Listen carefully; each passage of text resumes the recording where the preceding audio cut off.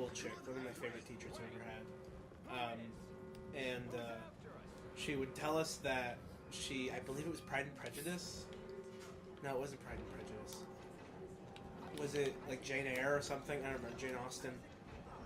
Well, Jane Eyre. But like, what's the one with the girl and she can't decide like which guy to be with, and at the end, like, it's implied who she picks, but she doesn't like, directly tell you who she picked. Well, I know Jane Eyre more or less tells you. I think it's Jane Eyre. Jane Eyre, like, kind of tells you. Was Jane Eyre based off like an actual girl's life? Yes. Okay, then it was Jane Eyre. She said so. Like, she was like, you know, in her 20s or 30s, and she read Jane Eyre, and she was really, really, really into it. But she didn't know. Like, obviously, she knew who she picked because it was based off this girl's life. But apparently, the girl in the book, she picks a different guy than who she actually picked in real life.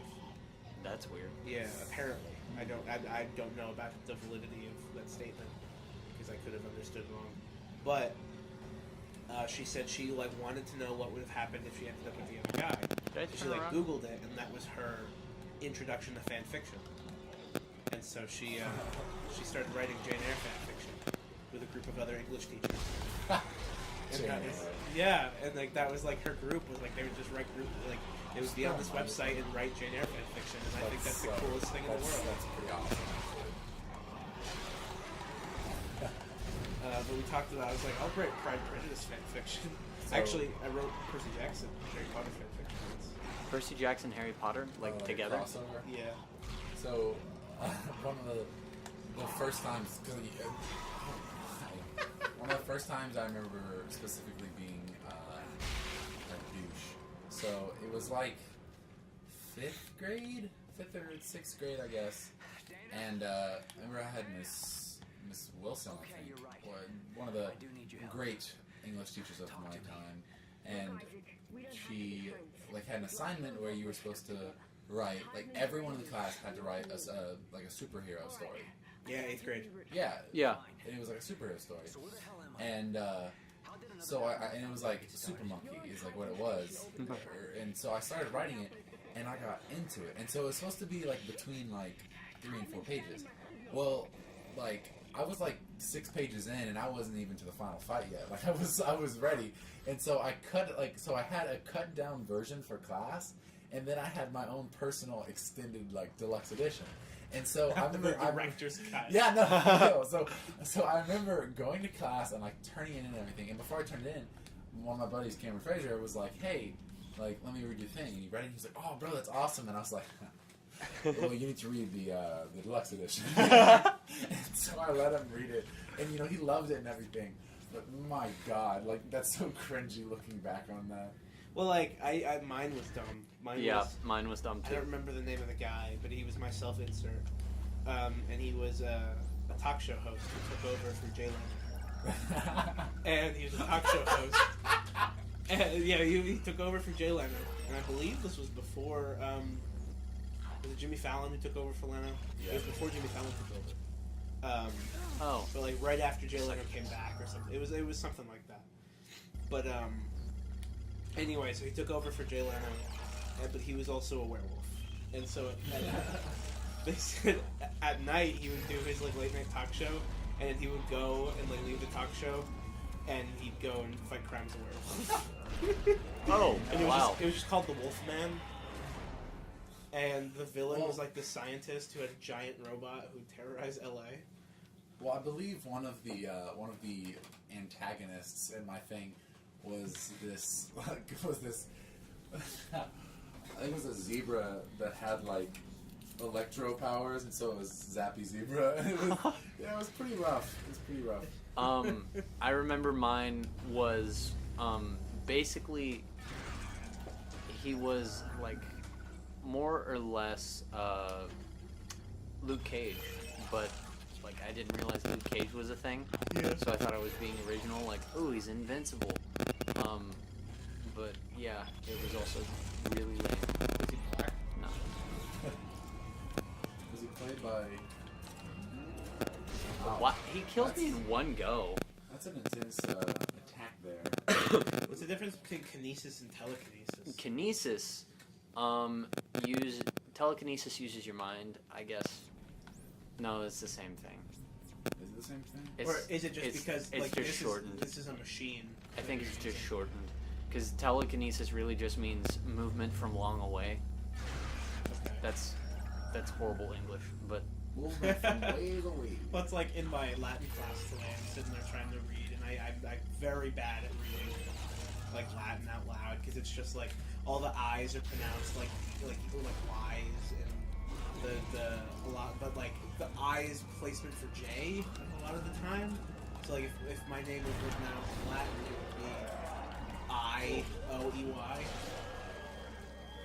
But anyway, I'm reading it and I'm like sitting there like the Sephiroth, the pina colada, and I'm not doing well. And then there's this other guy who is really good at it, and he like is like a self-proclaimed Romaniophile, and he like loves Rome. And he's like 24 or 23 or something like that. And he was like flubbing over this certain word, and he didn't realize he was saying it wrong. But people kept correcting him, but he thought he was saying it the same way people were correcting him. So finally, they're like, "No, it's this, and you're saying this," and he's like, "Oh my god!" He's like, "It's a dead language for a reason."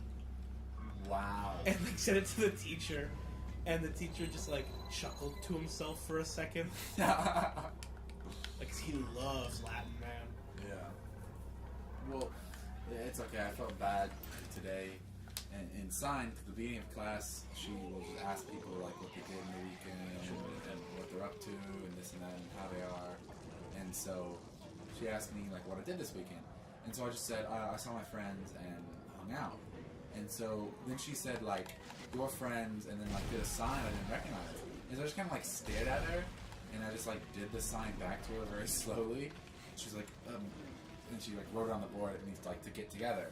And so, but then she just like looked at me like expecting me to answer. So I was like, yes. And then she laughed, and then I was like, we. And then I like signed for party and shook my head no. And then I just put like hang out again, and I was like, we just hang out. That's all we did. There's no party. And then she just like okay, and went and moved to the next person. I felt like you like kind of embarrassed yourself. Yeah. I hate that.